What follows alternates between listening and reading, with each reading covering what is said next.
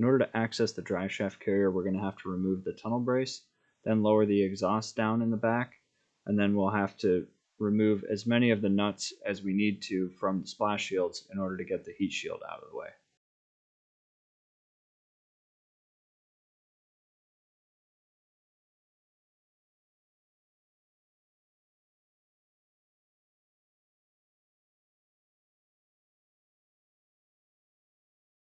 As far as the exhaust goes, you have two options. You can either lower the rear of the exhaust, which is going to require you to remove the rear bumper cover to get the mufflers out, or you can just disconnect the exhaust completely. You can leave the rear bumper intact. In that case, you'll just have to remove the 4 sets of hangers, one up by the transmission, 2 kind of in the middle of the car, and then 1 at the very back.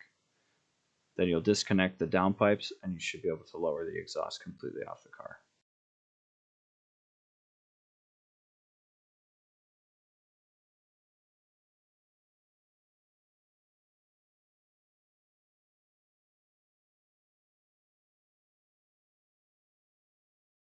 With the exhaust out of the way, we'll have access to the last few heat shield nuts, and then we'll also go through here and just loosen up a little bit more of the splash shield and make it easier to pull the heat shield out.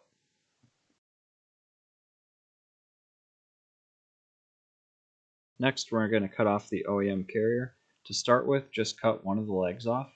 That's going to allow us to unbolt it and then spin it around upside down.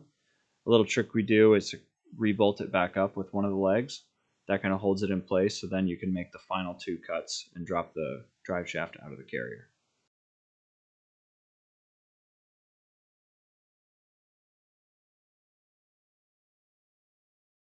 Next, we're going to use a razor blade to cut away the rubber. You can remove that last bolt to kind of allow us to spin it around and cut away all the rubber and pull the carrier off the bearing.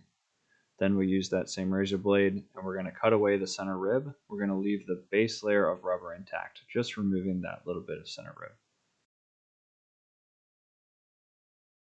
Now we're going to install the new carrier, pre-install the bushings into the carrier, take the top half and put it over, bring the bottom half up to meet it, use an Allen wrench to secure the 2 together.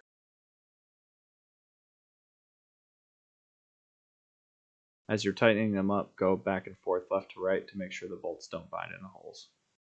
Now we're going to bolt the carrier up. Take your bolt fender washer, put an isolation damper over it, go up through the carrier, bring another isolation damper down from the top, small washer on the very top, and then go up into the vehicle. Same thing on the other side, bolt, fender washer, isolation damper, up through the carrier, isolation damper coming down from the top, small washer on the very top, go up into the car.